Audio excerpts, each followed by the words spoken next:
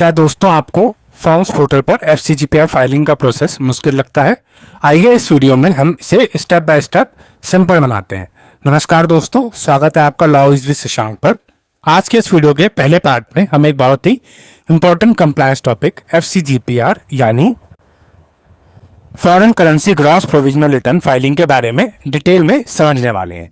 जैसे कि आप जानते हैं, जो भी इंडियन कंपनीज को फॉरेन डायरेक्ट इन्वेस्टमेंट यानी FDI रिसीव होता है, उन्हें RBI के रूल्स के मुताबिक FCGPR फाइलिंग करना मैंडेटरी होता है। लेकिन काफ़ी लोग फर्म्स पोर्टल पर रजिस्ट्रेशन और फाइलिंग के प्रोसेस को लेकर कंफ्यूज रहते हैं। तो दोस्तों, इस वीडियो में हम आपको स्टेप बाय स्टेप गाइड करके बताएंगे कि फर्म्स पोर्टल पर रजिस्ट्रेशन कैसे किया जाता है, कैसे आप अपनी कंपनी के डिटेल्स के साथ FCGPR फॉर्म को सही तरीके से भर सकते हैं, और कुछ कॉमन मिस्टेक जिससे बचकर आप फाइलिंग को और भी स्मूथ बना सकते हैं।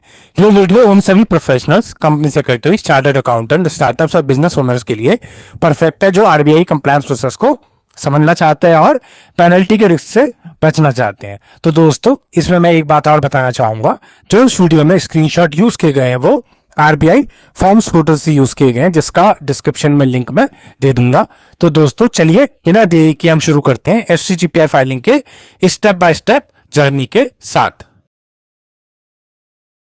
वीडियो को शुरू करते हैं।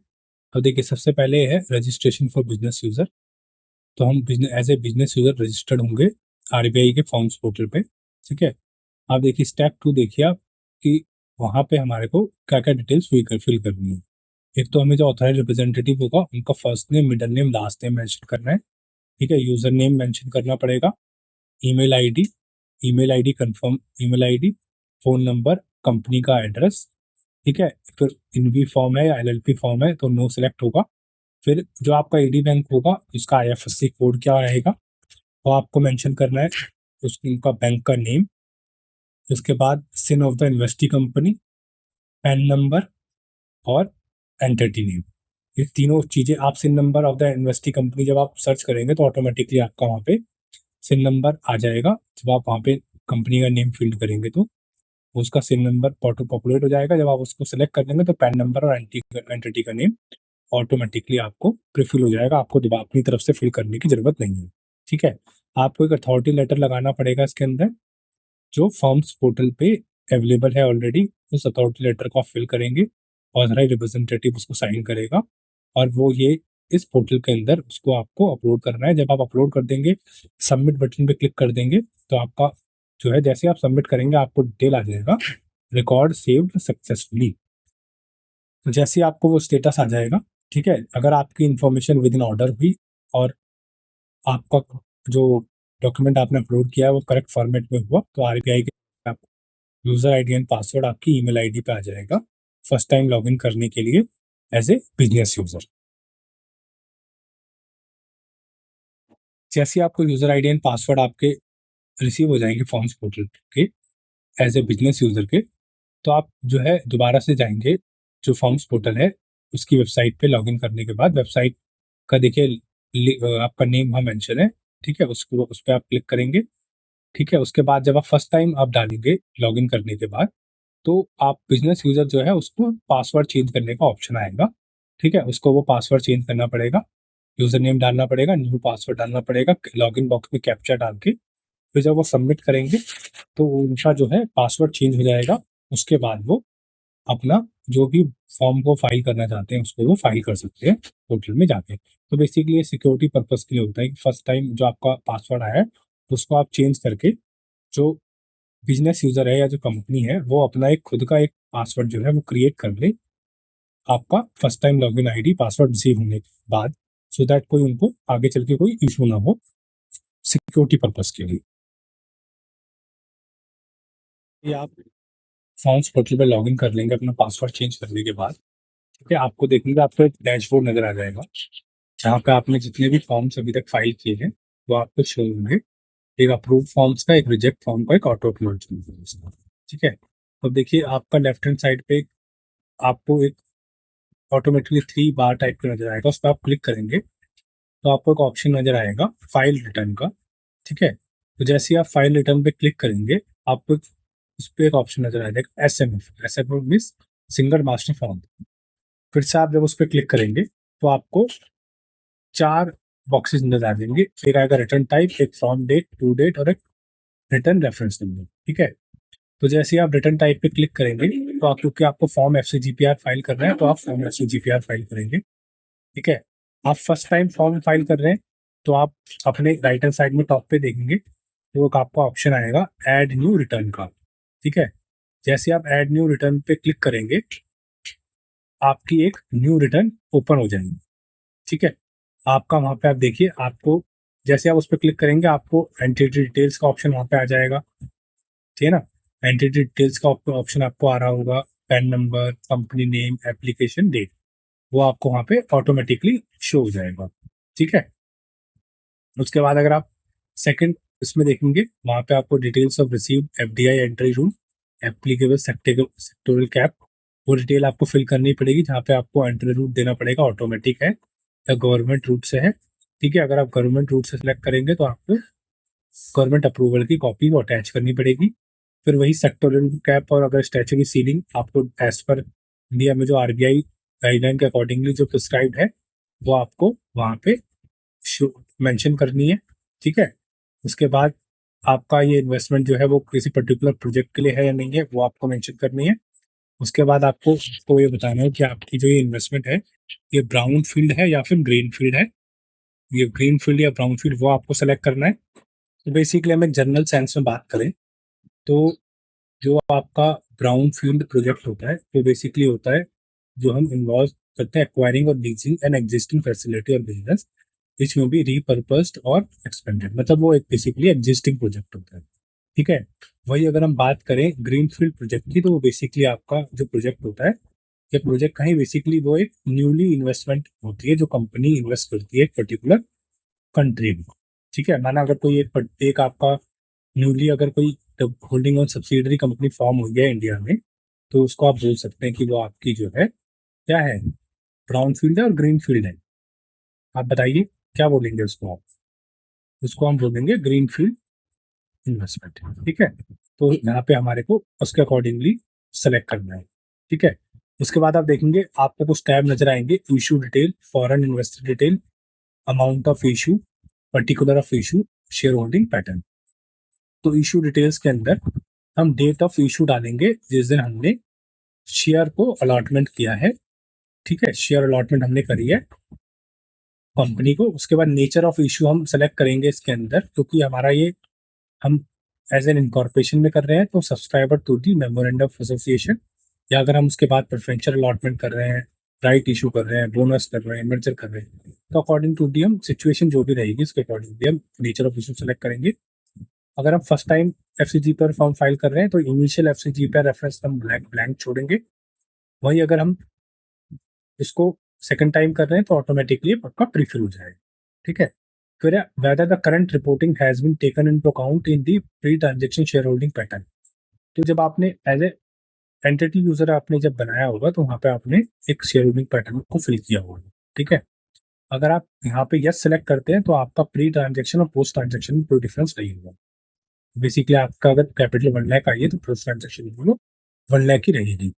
लेकिन अगर आप उसको नो सेलेक्ट करते हैं तो जितना भी अमाउंट आप यहाँ पे फिल करेंगे वो आपका पोस्ट ट्रांजेक्शन में उतना अमाउंट इंक्लूड होके आ जाएगा, मतलब वो आपका एडिशन होके वहां पे शो कराएगा। ठीक है, अब सेकंड टैब देखते हैं, फॉरेन इन्वेस्टर डिटेल्स। अब हम यहाँ पे फॉरेन इन्वेस्टर डिटेल्स के रिलेटेड जो है डिटेल फिल करेंगे। नंबर ऑफ इन्वेस्टर, कितने हमारे इन्वेस्टर हैं उतना हम 1 2 3 4 अकॉर्डिंगली हम यहाँ पे फिल करेंगे। ठीक है, तो उसका जनरल डिटेल्स के अंदर हम उसका नेम फिल करेंगे, कंपनी है तो कंपनी का नेम, उसका एड्रेस, उसका टाउन सिटी, उसका स्टेट, ठीक है, उसका पिन कोड, उसका कंट्री ऑफ रेजिस्टेंस और कॉन्स्टिट्यूशन या नेचर ऑफ इन्वेस्टिंग एंटिटी, मतलब उसका क्या है, वो पर्सन रेजिडेंस आउटसाइड इंडिया है, ठीक है, अदर देन NRI है तो CPF FPI है, NRI है, अदर्स है। ठीक है, जो भी आपकी जो भी आपका बेसिकली केस डिपेंड करता है उसको आप यहाँ पे फिल करेंगे और उसके बाद ऐड इन्वेस्टर के टैब पे आप उसको क्लिक कर देंगे तो आपका वो ऐड हो जाएगा।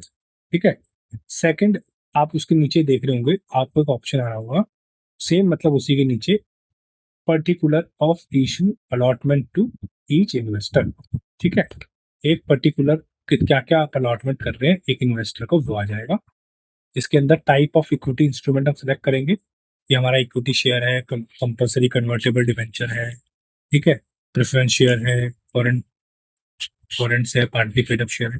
सेम आपके जो सिचुएशन है, आपका जो अलॉटमेंट है उसके अकॉर्डिंगली आप उसको सेलेक्ट करेंगे।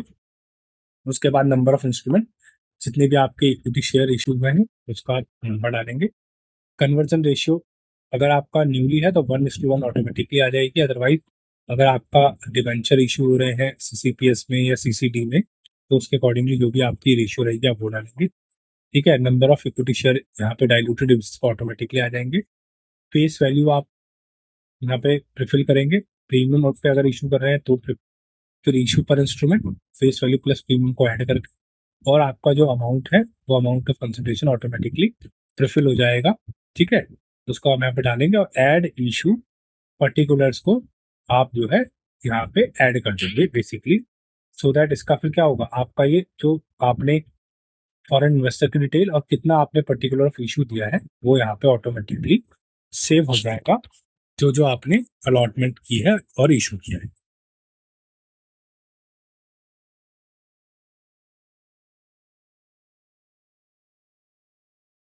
फिर हम डिटेल फिल करेंगे मोड ऑफ पेमेंट की, हमें जो अमाउंट है, जो हमें अमाउंट रिसीव हुआ है वो हमें अमाउंट किस वे में रिसीव हुआ है। कि अब देखिए काफी सारे यहाँ पे आएंगे, inward remittance from abroad through banking channel, NRE, FCNR, escrow account, swap. Basically जो भी आपका वे ऑफ पेमेंट रहेगा, मोड ऑफ पेमेंट रहेगा, उसको आप सिलेक्ट करेंगे। ठीक है, फिर remitter is different from the foreign investment investor, अगर यस है तो यस, नो है तो नो सेलेक्ट करेंगे। फिर एडी बैंक का आप जो है जहाँ से रिसीव हुई है उसको आप सिलेक्ट करेंगे। ठीक है, उसका एड्रेस आप फिल करेंगे, टाउन सिटी फिल करेंगे, पिन कोड और स्टेट आप फिल करेंगे, जो भी आपका एडी बैंक होगा उसकी डिटेल। ठीक है, ये सब डिटेल फिल करने के बाद आप नीचे देख एक और टैब आपका आएगा इन्वेस्टमेंट डिटेल्स का।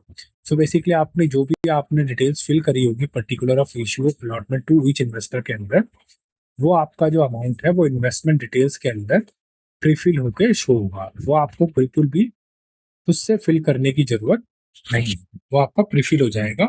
और जितना भी अमाउंट आपने वहां पे मेंशन किया होगा, number of equity instrument multiply by आपका फेस वैल्यू प्लस प्रीमियम, तो उससे होकर जो भी अमाउंट है वो आपका यहाँ पे प्रीफिल हो जाएगा।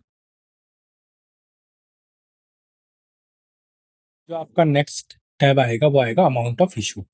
ठीक है, इसमें आप देखिए दो चीजें आपको आ रही होंगी, टोटल अमाउंट ऑफ इनफ्लो और एक आ रहा होगा total amount for which equity instrument have been issue.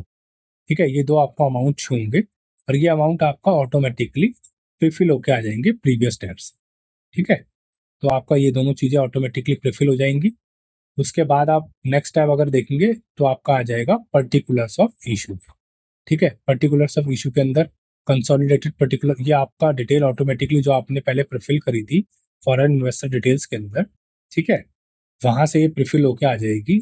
जो आपने particular issue allotment to each investor के अंदर डिटेल फिल करी होगी वो यहाँ पे डिटेल ऑटोमेटिकली प्रीफिल हो जाएगी। तो उसमें देखिए मेजर जो चीज आपकी यहाँ पे शो, जो मैं आपको दिखाना चाह रहा हूँ वो ये है कि यहाँ पे देखिए लिखा आ रहा है fair value of the shares. ठीक है, और एक आ रहा है वैल्यूएशन सर्टिफिकेट। तो आपको यहाँ पे हमारे को fair value of the shares mention करनी पड़ेगी कि हमारी जो फेयर वैल्यू है शेयर्स की वो कितनी है।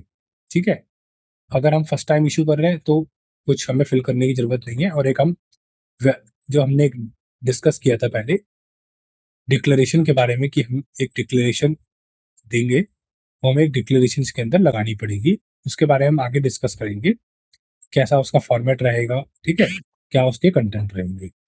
फिर हम यहाँ पे डिक्लेरेशन में यस सेलेक्ट करेंगे और अपनी बाकी जो भी हमारी अटैचमेंट रहेगी कि इसमें क्या क्या हमें और डॉक्यूमेंट्स फाइल करने हैं जो हम आगे डिस्कस करेंगे, ठीक है, वो सब इसके अंदर हमें कंबाइंड फाइल के अंदर हम मर्ज करके उसमें यहाँ पे अटैच कर देंगे। इस वाले टैब के अंदर अदर अटैचमेंट के अंदर हम उसको अटैच कर देंगे।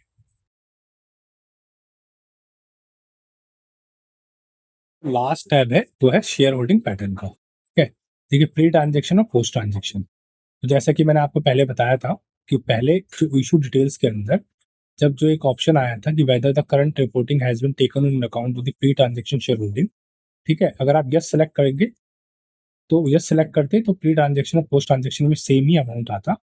बट अगर आप नो सेलेक्ट करते तो जो आपका अमाउंट आपने फॉरेन इन्वेस्टर डिटेल्स के अंदर फिल किया है, ठीक है, जो भी आपका अमाउंट रहेगा वो आपका अमाउंट प्री ट्रांजेक्शन में ऐड होके पोस्ट ट्रांजेक्शन के अंदर शो करा दे। ठीक है, तो अभी मुझे उम्मीद है कि आपको फॉर्म FCGPR के अंदर क्या क्या डिटेल्स फिल करनी है वो आपको समझ में आ गई होगी। ठीक है, कि कैसे कैसे आपको फॉरेन इन्वेस्टर की डिटेल फिल करनी है, कितना अमाउंट ऑफ इशू रहेगा, क्या पर्टिकुलर ऑफ इशू में आप फिल करेंगे, इशू डिटेल्स में क्या क्या फिल करोगे। ठीक है, ये सब चीज़ें आपको समझ में आ गई होंगी कि हमें इसमें क्या क्या डिटेल फिल करनी है। और अब आगे हम देखेंगे क्या क्या डॉक्यूमेंटेशन हमारे को इसके अंदर करनी है, और अगर हमारी लेट फाइल होती है तो क्या क्या हमारी लेट फी इसके अंदर रहेगी। तो दोस्तों, इस वीडियो के पहले पार्ट में हमने डिटेल में समझा कि कैसे फॉर्म्स पोर्टल पर रजिस्ट्रेशन किया जाता है और FCGPR फॉर्म को स्टेप बाय स्टेप भरना है। अब आपको ये प्रोसेस क्लियर हो गया होगा कि FCGPR फाइलिंग के लिए फॉर्म्स पोर्टल पर कैसे अकाउंट बनाना है और फॉर्म को सही तरीके से कंप्लीट कैसे करना है। अगर आपको वीडियो हेल्पफुल लगा हो तो इसे लाइक करना ना भूलें। अपने कलीग्स और कंप्लायंस प्रोफेशनल के साथ इसे जरूर शेयर करें ताकि और लोग भी FDI फाइलिंग के प्रोसेस को समझ सकें। और हाँ, अगर आप नए हैं तो हमारे चैनल LawEasewithShashank को जरूर सब्सक्राइब करें, क्योंकि यहाँ आपको मिलेंगे कॉर्पोरेट लॉ, RBI कंप्लायंस और लीगल अपडेट्स का ट्रस्ट गाइडेंस। अगले पार्ट में हम बात करेंगे मैंडेटरी डॉक्यूमेंट्स, डिक्लेरेशन और लेट फी के प्रोसेस के बारे में, जो FCGPR फाइलिंग के बाद फॉलो करना जरूरी है। तो बने रहिए हमारे साथ और चलिए अब मिलते हैं आपसे इसके दूसरे भाग में।